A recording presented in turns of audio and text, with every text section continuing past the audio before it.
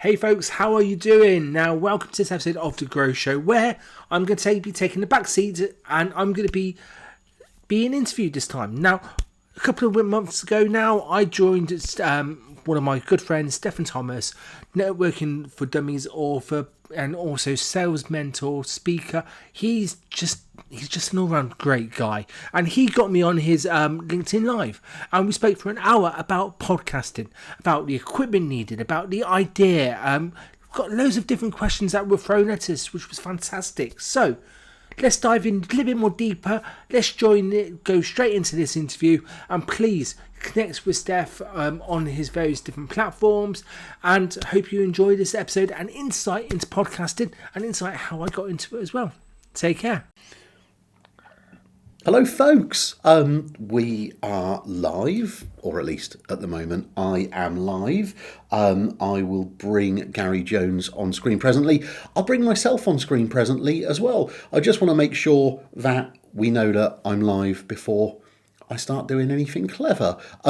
If you're here, if you're watching already, look, that's telling me I'm live. So if you're already here, then please do me the honour of saying hello, giving us a like and that sort of thing. Let's do that so that you can see me, and let's do that so that we're ready to go with Gary. Just whilst I'm waiting, just whilst I'm waiting for people to arrive, I will just be down here editing really quickly so that I make sure that we tag Gary in here. I'm trying to tag you rather than Gary Vaynerchuk, which is what we want to do. So let's do exactly that. So I've got Gary tagged in the post. I'm going to be talking to Gary about podcasting, about how to get started with podcasting, how to grow your podcast, how to grow your audience if you're already podcasting. We've got people watching us, Gary. We've got the wonderful Jennifer Ellis, who I was chatting to earlier on. We've got the equally wonderful Wes Linden, who I'll see in a couple of weeks. And let me introduce Gary. I've known Gary for years. Gary is an absolutely professional, serial, multiple networker around the Midlands in the UK. He's the supremo on podcasting and the founder of Grow Radio. And his beard action is even better than mine. Hello, Gary. Was that a good enough introduction? Have I told people what they need to know about you? No, I love that intro. Yeah, basically, I just talk about podcasting and loads of stuff on social media. That's pretty much what I do. But yeah, no, absolutely fantastic intro, and thanks for having me on your show. No, I've been really excited about talking to you because you and I talk quite a lot. To my shame, I don't have a podcast myself at the moment, so I've wanted to talk to you about that, and I thought we might as well do it publicly. I'm very grateful to Jen and Wes and anyone else who is here already. If anyone's got any questions about podcasting or networking or anything else throughout the live broadcast, pop them down in the comments. I will bring your comment up on screen just like that, and we'll answer your question live. By the way, don't be surprised if you ask a question if I repeat it out loud, because it makes much more sense on the replay and on the podcast, which this will go out as a podcast. It makes much more sense if people know what the question is. So I'm going to start by asking you, Gary, how did you get started with podcasting? I don't think I've ever asked you before. No, so it was about 8 years ago.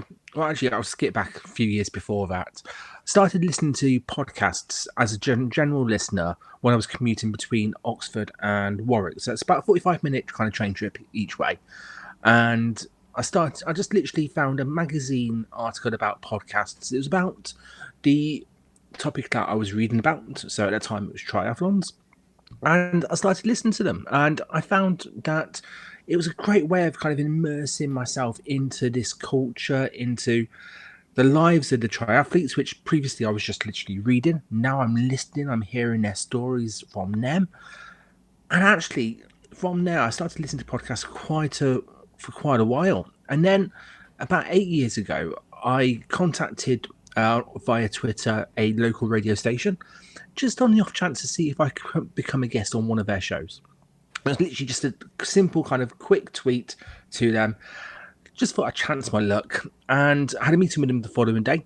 And at the time, I formed my own network in the local area called Leamington Hour, where I was talking to local businesses, and I was kind of linking people up with each other, and through the networking, helping them to kind of gain clients. And also, at the time, I had the idea that I could start interviewing them. And that's what the Radio Warwickshire really wanted to kind of bring out. So they offered me my own show. But the only problem was that I had this open invitation to have my own show, which effectively at the time was a podcast. You uploaded the file onto their server, so it was technically a podcast.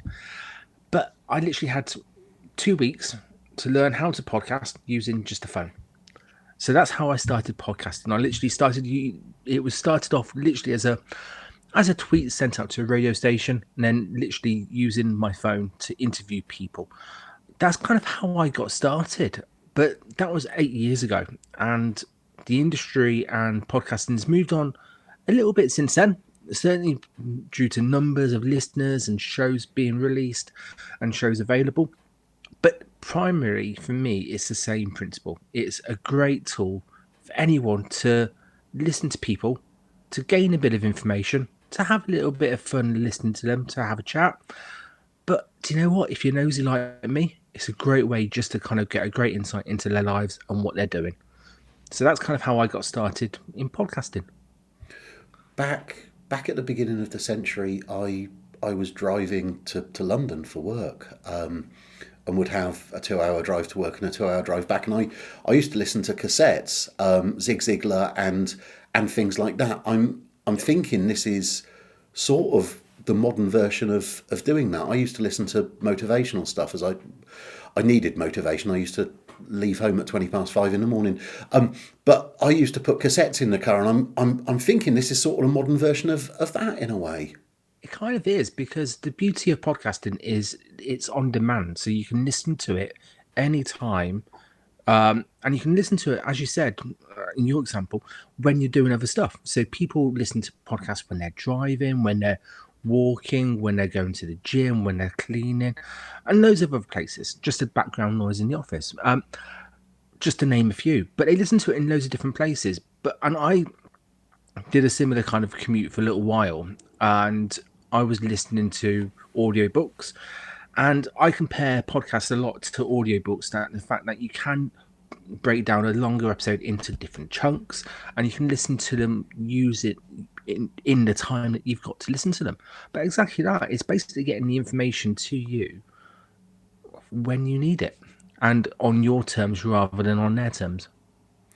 I listen to other people for inspiration. I'm always interested in other people's ideas, how other people are presenting those ideas, and I'm always listening to stuff. I tend to listen to audiobooks, usually on the treadmill, actually, usually at the gym. That's when I listen to audiobooks. What, for those who are uneducated like me, what's the sort of basic difference then between an audiobook and a podcast? So the main difference is that an audiobook, primary, they're pretty much exactly the same, but an audiobook is much, much longer form content. Typically, an audiobook would be hours long, and that would be anywhere between probably 2 hours to 18 hours, 20 hours, a much longer block of content, and that's normally about one topic. Obviously, it's broken down into chapters, but primarily it's one big bulk load of content. A podcast normally is much shorter episodes, ranging from anywhere between 5 minutes to maybe a couple of hours per episode, but typically it's around a half-hour mark. And each episode is normally themed, or it's got a general kind of link to the previous episode. So it's probably more similar to a TV show or a radio show, where you've got different episodes in the series. And an audiobook is almost like a film, if we're going to use that kind of analogy, where you've got a much longer form content rather than a TV show, if that makes sense.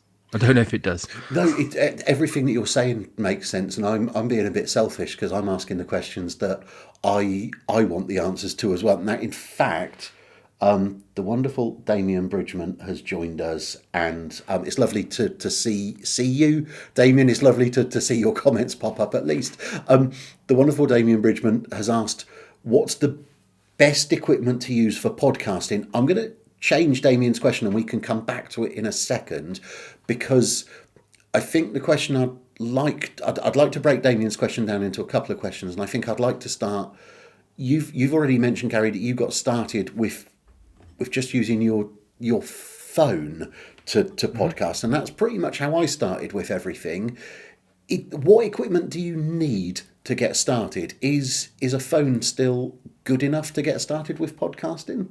So effectively, with podcasting, you need the main bit of kit you need is somehow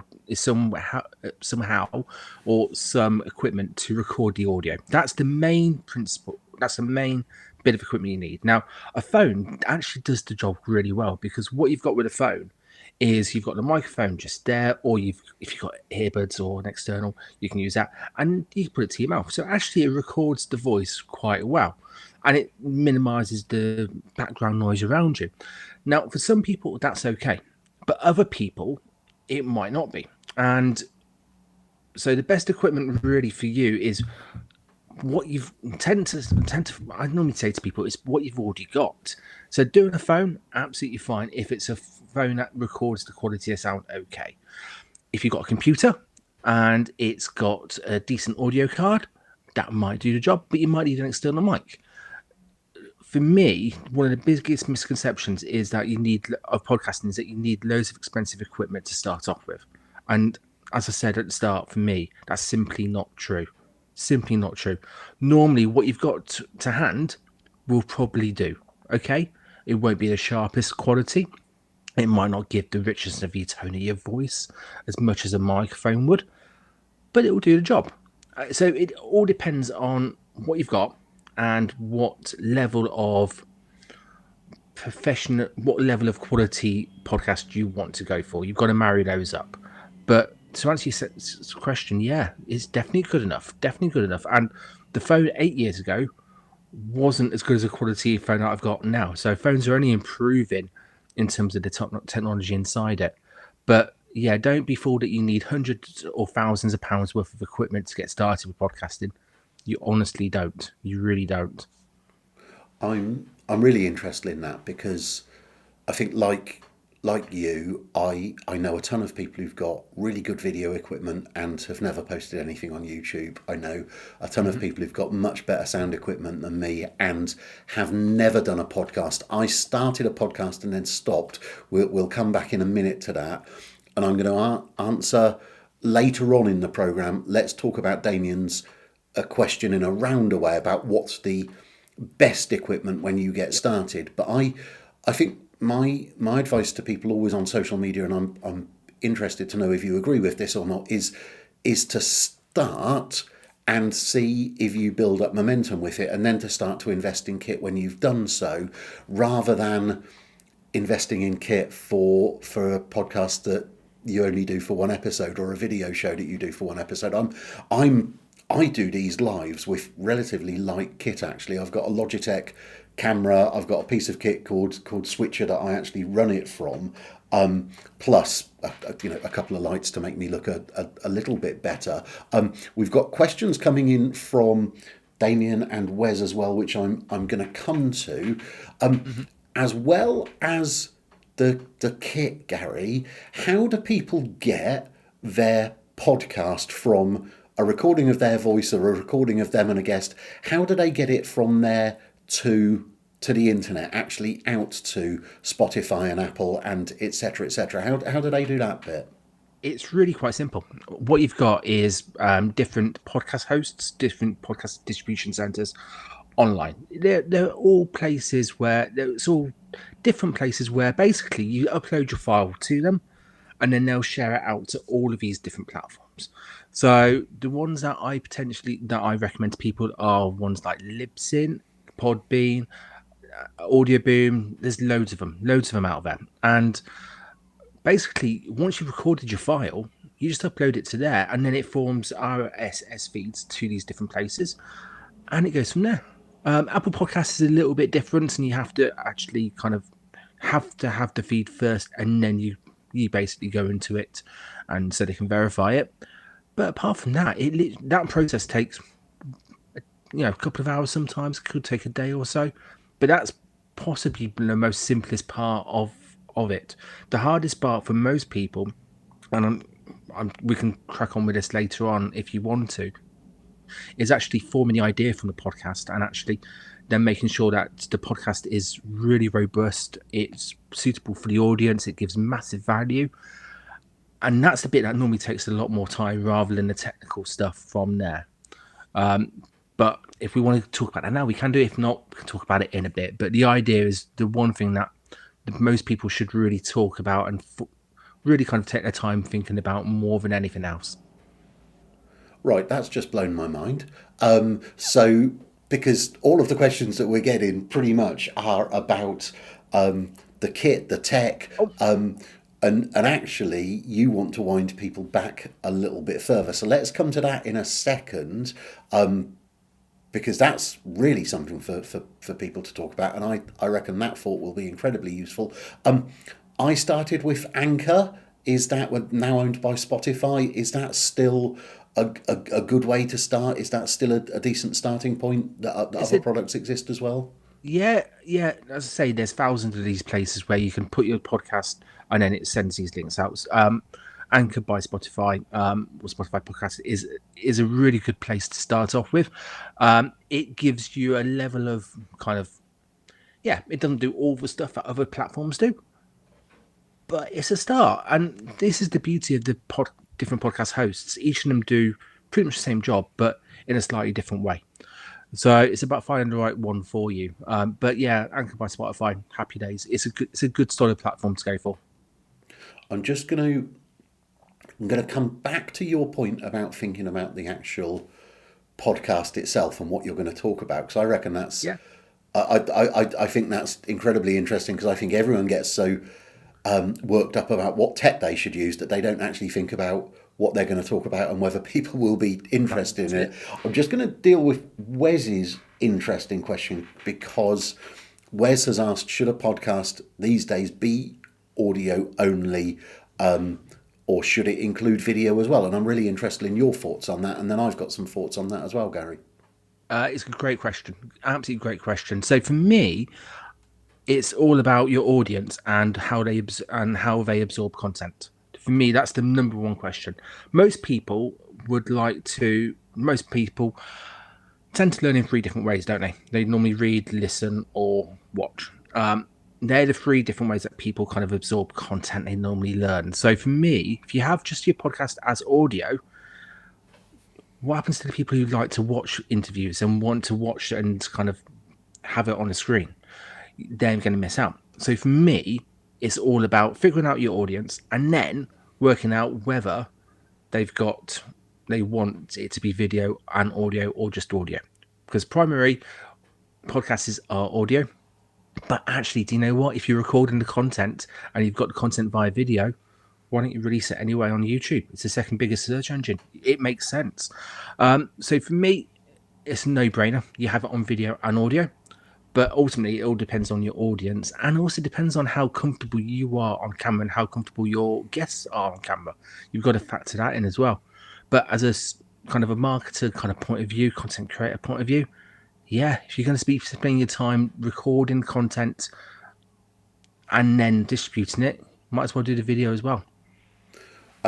Wes, what I'm doing with this, following on from Gary's answer, which I completely agree with. I like the idea of repurposing. So I am starting with the LinkedIn Live interviews. So this interview, which I'm doing with Gary now, will sit on LinkedIn. So the replay will be available as soon as we're finished, as well as the live. I'm using a product called Switcher Studio. So when I look over here, that's where my iPad is, which is running all of this. So I'm also recording the video of it and the audio. So the video and the audio will be the video, sorry, will be uploaded to YouTube and Facebook. After this, we'll put the recordings out there to my YouTube channel and to Facebook. I will clip bits out of the video for reels as well, so put those out there on Instagram and Facebook as reels, and YouTube shorts these days as well. I don't really do TikTok. I know I should, and I know some of this would make great content on TikTok as well. So we start with the LinkedIn Live. We take the video and put it out in full on YouTube. We take the video out and put it out in full on Facebook as well. We chop it up into reels for Facebook and Instagram and YouTube shorts. I could do TikTok as well, and then we strip off the audio and put that out as a podcast. So out of this interview, we'll get 8 platforms worth of content, and as far as the reels are concerned, we'll probably get 4 or 5 reels out of this, which will go out as well. So this creates tons of content for me. The only thing that I don't do, Wes, and should, is I could run it all through otter.ai afterwards and actually put it out as a written piece of content as well. So I like repurposing. Picking up on Gary's point about whether people are comfortable on camera, I am, and I enjoy doing these, but I start with the video. There is absolutely no reason, if you're recording a podcast, why you shouldn't just put, this is a Logitech stream cam clip to my desk. There's no reason why you shouldn't just pop one of those on and record the whole process as well. Damien's asked a really interesting question, which gives you the chance to plug yourself, Gary. Damien wants to know, do you run any courses about podcasting? Funny enough, I do. So yes, shameless plug. Yes, I do. I run them every couple of months, and they normally theme around either launching a podcast. So for the people who haven't got a clue about how to actually use a podcast or run a podcast or launch a podcast, dedicated to the launch process. And then alternating to the launch, there was a 101 workshop where we talk about the basics, the mistakes that people make, and cover just general kind of bits about podcasting. And then actually there's one that's going to be formed later on in the year, which is for people who want to become guests on podcast, and giving them live tips about how to do it, how to make sure that they know exactly what to do. And it's all available on the website, as you can see on screen there. So yeah, there's different workshops and different courses coming out. I'm just going to pop us back on screen, and then for to answer Damien's question, and for everyone else, there's the bit of Gary's website which deals with that as well. So let's talk about the other bit then, Gary, because if you've got time to talk about that. So we've talked about the tech and that sort of thing. What thought at the outset should people put into their podcasts then? I'm really interested to hear this for myself.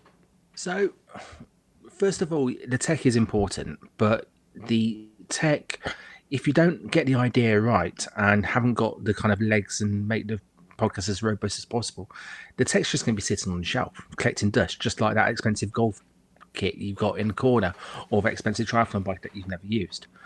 We've all been there, we've all done it. But with the idea, this is what most people should spend time thinking about, because this is where you basically build the foundations of your podcast. Now, when I talk about the idea, what I mean is the basics. So what is the actual podcast going to be about? What content are you going to be sharing with your audience? Then, first of all, then before that even, who is your audience? Who's going to be listening to your podcast? What do they want to hear? What value can you do? What guests do they want to listen to? What stories are going to educate them, inspire them? What ideas do they want to share? Do you want to share with them? All of this stuff you need to kind of work out before you even think about the equipment and about what you need. Because if you haven't got the audience nailed down, then actually, do you know what? You can have all the fancy equipment, but you've got nothing to record on it. If you haven't got the right guests appearing on your show, then actually your audience is going to switch off. If you're not, to be fair, building a community around your podcast, which is also something that I talk about in the idea process, then actually you can have a great podcast which has got loads of valuable content, but no one's going to know about it. All of this stuff needs to be considered in the idea. So that, to me, is more important than the equipment you get, the hosting platforms you get.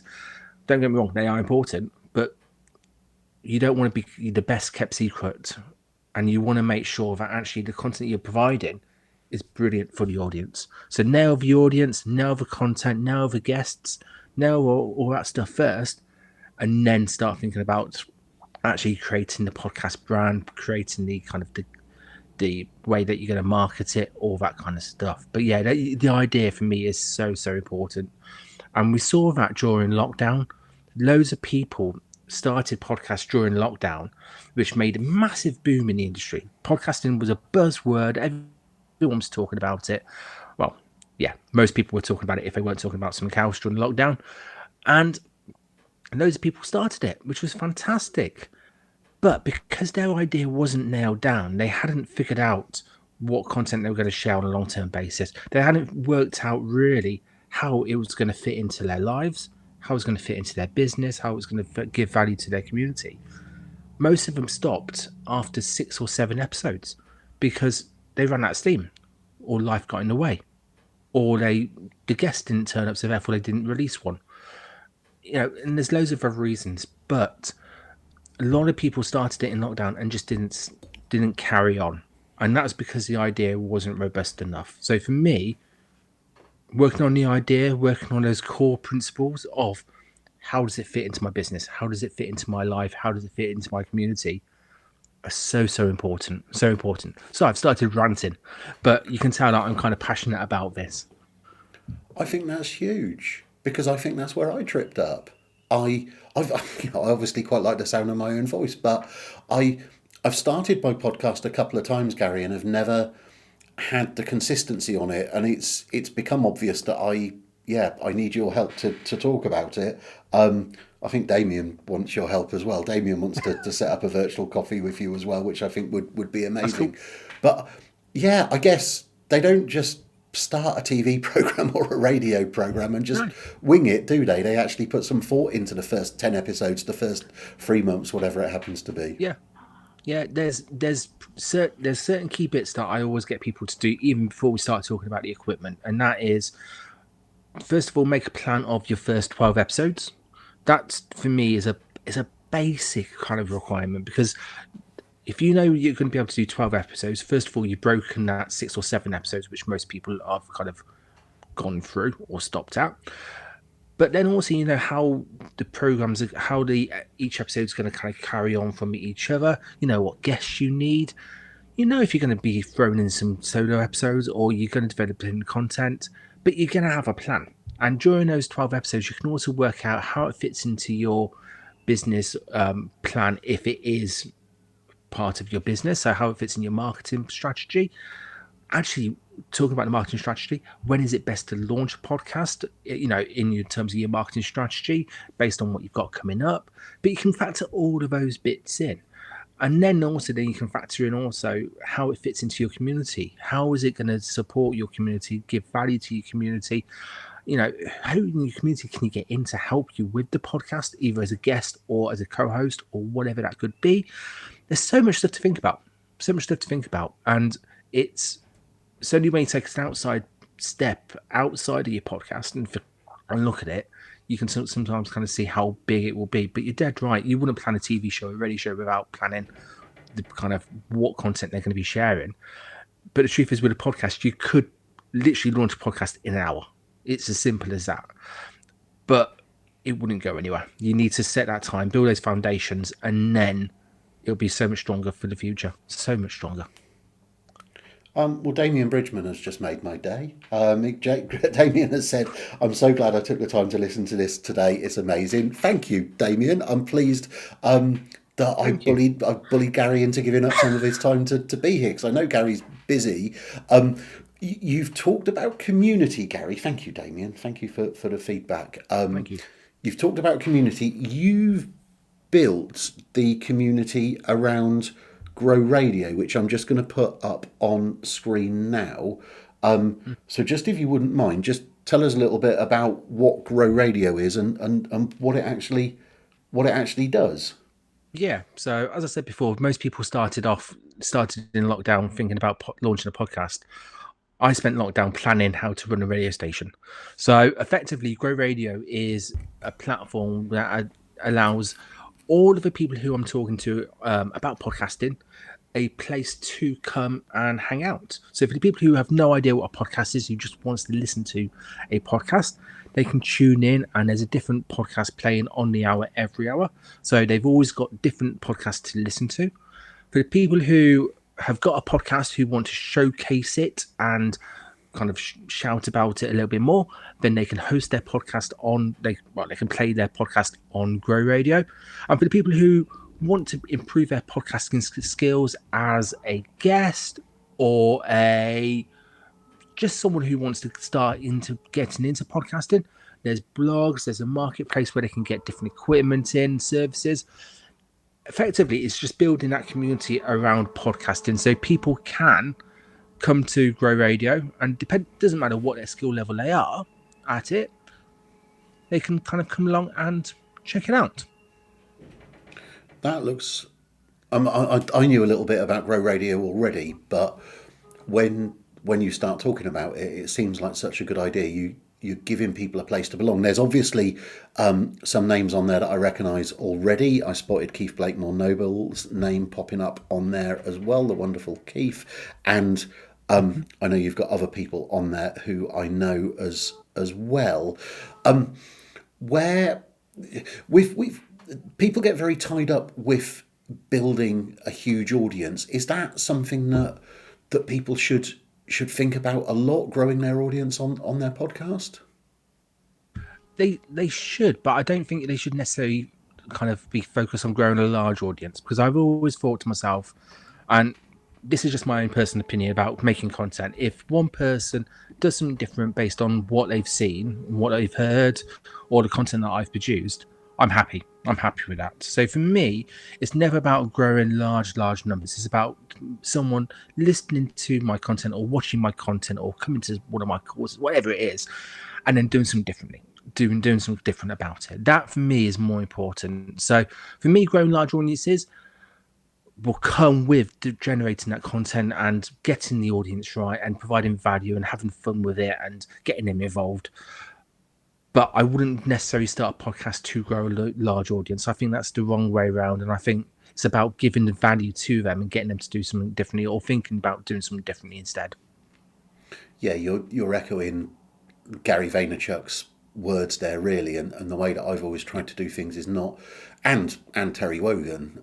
Terry Wogan famously always said that he only had one listener. He wanted to make sure that everyone who listened to his program got value from the time that they gave to him, and that's sort of echoed now in what Gary Vaynerchuk says and what you're saying, thinking about the value that you give to people. There was a question that I really wanted to ask, and this isn't about having your own podcast. This is about a strategy that I've used. How much value is there in being a podcast guest on other people's podcasts if you're not ready to have your own yet? It's huge. It's a huge opportunity. It gives massive value, not only to you as someone who's able to share your message, but also to the person who you're going on to their show and their audience. It's a massive opportunity for most people, and it's an opportunity that most people don't really understand that much. And I didn't realize this until I started talking to more and more people about it. And for me, being a guest on podcast gives so many benefits to you as a kind of a guest.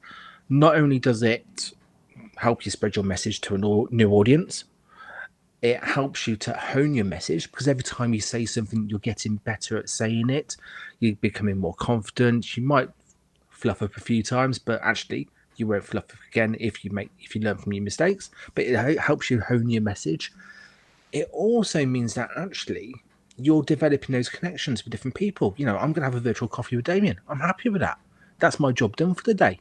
You know, so for me, it's about making sure if you're a guest, you are providing that value to that person. But you've got to make sure that you are matching yourself and matching your skills and your message to the right podcasts. Because if you're not going on the right podcasts based on your experiences and your skills, then actually you're pitching to the wrong audience. You might not be giving that value.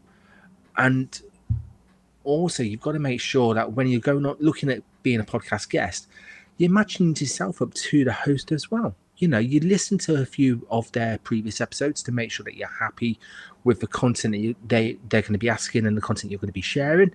You know, you also want to make sure that you know and you're matching their pace and their talk, their pace, their language, their energy. You know, there's a lot of stuff to consider when you're becoming a guest on a podcast, but simply it's a great opportunity for people to spread your message and to actually learn from you and to connect with other people. I love it. I think more people should definitely do it.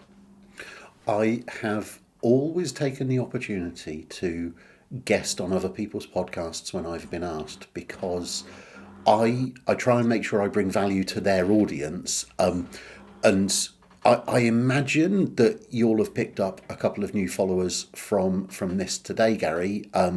You know, Damien, hello to John Gray, who's recently joined us. Obviously, you and Damien seem to be in conversation now as well. And I've always felt that if I can bring value to someone else's audience, that's great. And then a really lovely side effect of that is that I pick up some more followers because they liked what I had to say. I've never, ever turned down exposure to someone else's audience. I think it's really flattering to be asked to take advantage of that, really. I think I definitely. And what I love about being a guest also is that you get asked different questions that other people don't ask. And it's all about actually having that conversation, just having that chat with someone, and doing it live like this is great because we get the audience interaction at the same time. There's no downsides to being a guest on a podcast. No, I've always loved this format of doing lives where we can bring the questions in as well. Just reading what Damien has to say, he will increase being a guest on other people's podcasts. He's landed some big clients and was able to get in front of a really good speaking agent because she heard me on a podcast. Someone once said, Damien, that every big opportunity starts with a little conversation. And to me, that's what all of this is about. I want to come back to one of Damien's questions from really early on, Gary. We've talked about that you can get started with a phone. If people want to take it further, what sort of equipment would you recommend they should invest in if they're going further in their podcast journey? So there's two bits of equipment that I would recommend, and that's a decent camera and a decent microphone. So if you are going to be doing it visual, then making sure that the visual is crisp and sharp and the lighting's good, so much better. And also a decent microphone. And you've already mentioned the brand Logitech. They do some absolutely cracking material. I've got a Logitech camera that I'm running through this, and because I'm at home at the moment, so I'm not in the studio or the office. I've got the Blue Yeti by Logitech microphone. They're good, decent bits of kits, and the microphones can start from £100, kind of going upwards. The webcams, pretty much the same kind of price. I think I'm running £300-400 worth of kit at the moment. But to be fair, it all depends on what your level is going to be, because you can spend £200-300 on a really good microphone, have it going for a sound processor, and you can get a really good quality of sound. Equally, you can spend it £100 and get the same amount. It all depends on what level you want to go to. And also, obviously, if you're at home, you've got to have a separate different bit of kit than what you would have in a studio or an office. So in a proper studio, you'd have soundproofing, you'd have different webcams positioned in different places. You might have a couple of microphones, and they might have a boom arm so it stops the vibration, pop filter to stop the popping on the P's and the T's and all that stuff. But it's about finding your level. But for me, decent camera, decent microphone will pretty much do probably 60 to 70% of different people's needs when it comes to podcasting. And that, you can spend, a couple of £100 on both of those, and you'll be well away with those. I have a Blue Yeti mic over in the corner of the office, although it's sort of ironically, they're actually red in colour. I use that. I use that very regularly. Let's put that away. I'm currently using a Rode USB mic, which is my mic of preference these days, mainly because it's a whole lot smaller. Yep. And a Logitech Streamcam attached to my MacBook, and then Switcher Studio to run all of this. So that's the kit that I use. I have got a couple of lights here as well, because the lighting in this room isn't always good. But genuinely, aside from the MacBook that I use every day anyway, there's it's literally a couple of £100 worth of kit to do all of this. Hello to Fiona Scott, and I will see you on Friday in Swindon, Fiona, for Fiona's networking event, which I'm looking forward to. Fiona has a podcast herself, which by all means pop a link to it in the comments, Fiona, because Fiona talks about PR and is amazing at PR. Jen has asked a brilliant question, which I should have asked ages ago. How much time will it take up, Gary, if you're going to do all of it yourself? And secondary question, how often do you recommend posting a new episode? Oh, good questions. Good questions, big questions. So, how much time does it take? All depends on how often you're going to be releasing it. So, I'm going to tackle that one first. So, most people, I say most people, it all depends on how much time you've got to spend on the podcast. I would say it's better to release and be consistent in releasing episodes. So if you can focus on doing it weekly, do it weekly. If you can focus doing it fortnightly, do it fortnightly. Hell, if you can't, if you think, actually, I can probably do one a month to start off with, do one a month. Make sure you're consistently posting them at the time frame when you're happy with. In terms of how much time it takes to actually do it, that all depends on how detailed you want to get into it. I know some people who literally, if they were jumping on a live like this, you'd probably spend about 15, 20 minutes organising the live beforehand. Might have a chat before and we might jump onto it. So that might take another hour or so, depending on how long it takes. And then what you're doing afterwards is really up to you. You know, some people edit the ums and the ahs out of it. That could take another hour onto it. Releasing it, marketing it, you probably could take another couple of hours. But I know some people who literally just jump on a live, then record it, release it as an MP3, and job done. So it takes literally no time. So it can take as little or as much time as you want it to. For me, I would make as simple as possible. So your setup in terms of going live, recording, stripping it all out and making sure that you've got all the content from there is spot on. And if you can probably allocate, I don't know, 4 hours a week or 4 hours per episode to do that from start to finish, I think you're onto a winner. But I say it doesn't have to be that long. I know some people also who record 5 to 10 minutes episodes, and they can spend a couple of hours recording the content and have a whole month's worth of content all in one go. It all depends on how long the episodes are and how often you want to do it. Sorry if it's a very fluffy answer, but that's a big question. Big questions to kind of ask. And we could do a whole podcast just on those. I think that's what we're trying to do, is condense a load of advice into one episode here, but it does feel like, well, you already have made series out of this, and Fiona is coming on and agreeing with you, and saying, and this is perhaps where I went wrong, Fiona, and I'll pick your brains about this as well. Your audience subliminally understands your schedule and then expects it. So be consistent to keep your audience engaged. And Fiona goes on to say that she does 2 episodes a month herself, because that's what works for her. Yeah, and you know what? It's always better to increase the frequency rather than to be ad hoc about it. So if you start with a monthly or 2 a month, and then you think, actually, I can throw a bonus episode in, well, why not? Why not? It's better to do that rather than to say that you're going to go weekly or monthly or fortnightly and then not do a episode. Because once you've not done one episode, you're more likely to not do another episode. And as Fiona said, if someone's expecting you to release content and you haven't, chances are they probably won't wait until you release it to look for something else to watch and to fill that time. Fiona is an and a TV producer. Correct me, Fiona, if I've got your title wrong, but Fiona says that she learnt that working in TV, that of course TV still in 2023 runs to schedules. One more thing that I'll throw in for the few people out there who are watching or listening to this and speak. I carry one of those, particularly when I'm speaking at business shows or networking events. I do connect a lapel mic to it and keep that in my pocket.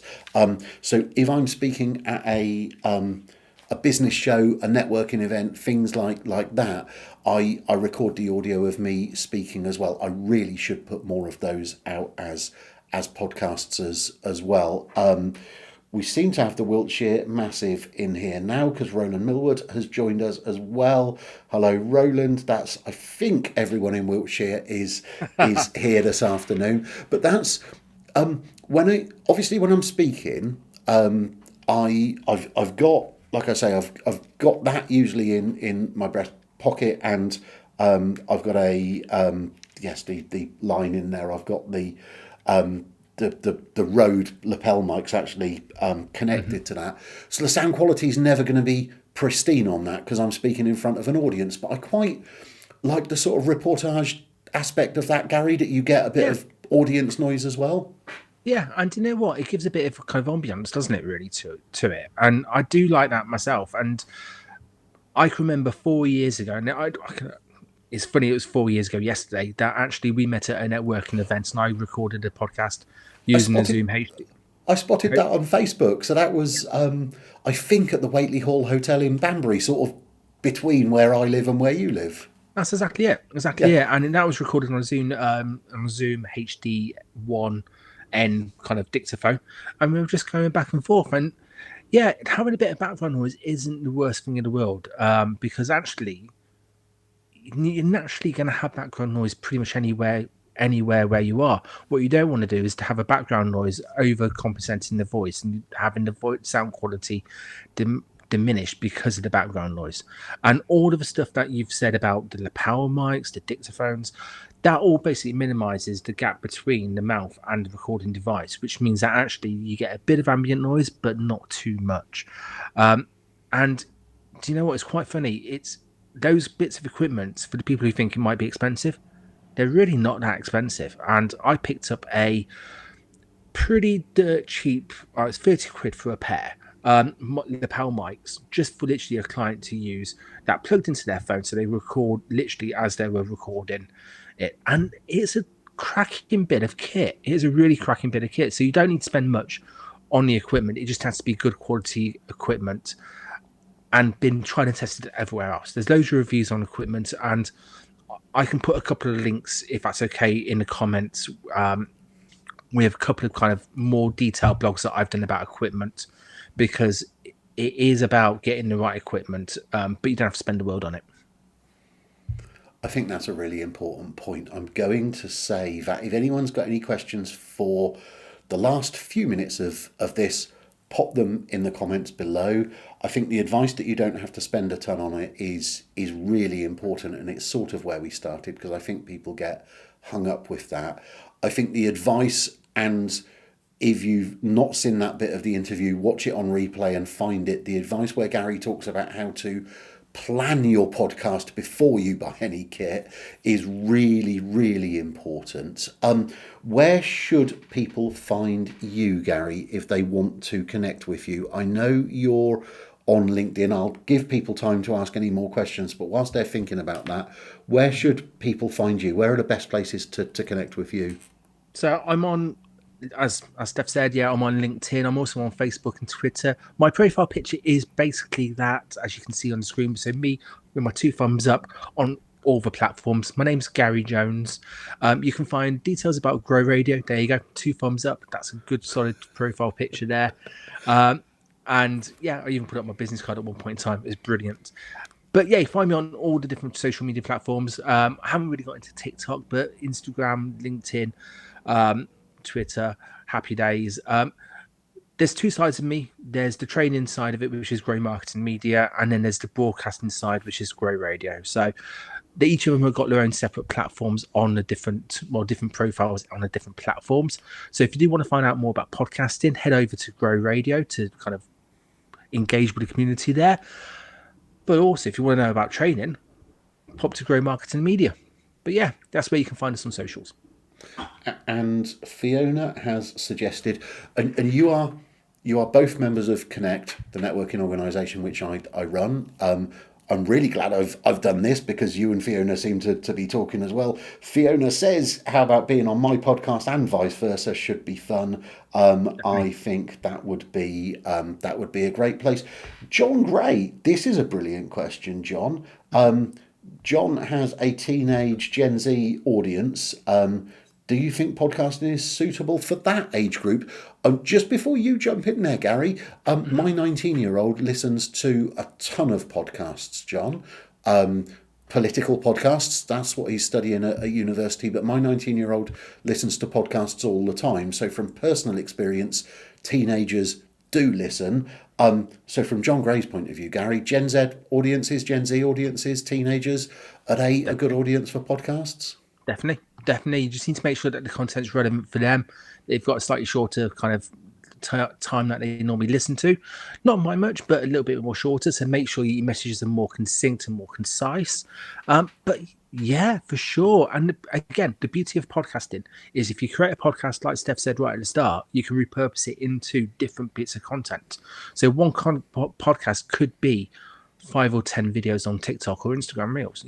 So definitely have a podcast, but make sure that the content is relevant for them. Yeah, I think that works for. Well, it just does work for everyone. I don't think it works for every single audience. Gary's advice there is just spot on. If you get the content right, the audience will like it and start sharing it with people as well. That obviously makes a ton of sense. Fiona says her 16-year-old loves podcasts and girls in their early 20s. It's their choice of radio program. That's a generation that isn't used to things being on at a particular time and having to stick to that. They can listen to it whenever they want to. John, I hope that answers your questions. Yeah, if anyone's got any questions on the replay, ask away. But Gary, that's been amazing. Any final thoughts before we wrap this up for the day? I think for me, it's just about people about. If I was trying to sum it up, just use podcasting as a tool to help you develop your skills as well as your business and your community. If you're at a stage where you don't really listen to a podcast or you don't know where to start listening to podcasts, just download Spotify, Apple Podcasts, go to Grow Radio, wherever you kind of want to pick your podcast, and just start picking a few out and just start listening to it. Or if you want to become a guest on a podcast, put yourself out there. Just post on social media that anybody's got a podcast, I can talk about these topics. I'd love to be a guest on them. Throw it out there. Or if you want to start looking at becoming a regular podcast host and have your own show, start working on the idea. But don't think podcast is just another thing that could get done. Make sure podcast, when you're actually going to do it properly, is part of your marketing strategy. And make sure it is actually, gives value to the audience. But for me, don't be afraid of them. Just don't be afraid and get cracking on them. Really amazing point from Damien to round up with, because I writing's what I do, as you know, Gary. That's my medium of choice to write stuff down. Yeah. And Damien has just made the point that he's dyslexic, so podcasts really work for him. I hadn't even given that any consideration at all, but it makes them extremely accessible, I guess. Yeah, brilliant point, Damien. Thank you for that. John says he's got his TikTok sorted with the wonderful people at Grey Skits, who I've not spoken to for ages, but Fiona introduced me to them ages ago. Thank you, Gary. Thank you for... Look, we've talked for like an hour, and it's just absolutely flown by, and I could sit here and talk to you all afternoon about this. Let's take the anniversary and actually go up and meet up in Banbury at some point. Let's me and you hook up in Banbury and actually do a repeat of this, and we'll point a camera at both of us and do this live. Thank you Gary for joining us. If you folk aren't connected with him already, then please do, and go and check out Grow Radio as well, which I'm going to pop back on the screen just before we come off screen. Yeah, there's Grow Radio. There's where you'll find it. You can see the URL up there, growradio.co.uk, where you'll find a ton of Gary's content and his guests' content. Were you about to say something? I was going to say it's no co in it. It's just growradio.uk. Oh! It's just UK. Just look, I got that wrong. That's down to my eyesight more than anything else. If you can go to growradio.co.uk and it will take you to a gardening podcast, and that's absolutely fine. But no, it's just .uk. Sorry to kind of cut in there. No, although you couldn't see it, although the audience couldn't see it, sorry, I've got Gary on another screen where I can see him even when he's not on your screen, and he was like furiously waving at me. So I knew I'd done something wrong. On that note, Fiona has invited us to do a podcast day down in Swindon. I think we should do that. Let's head down to Swindon and do that as well. Yeah, definitely. Gary, thank you ever so much for your time. No, thank you, Steph. That's been brilliant.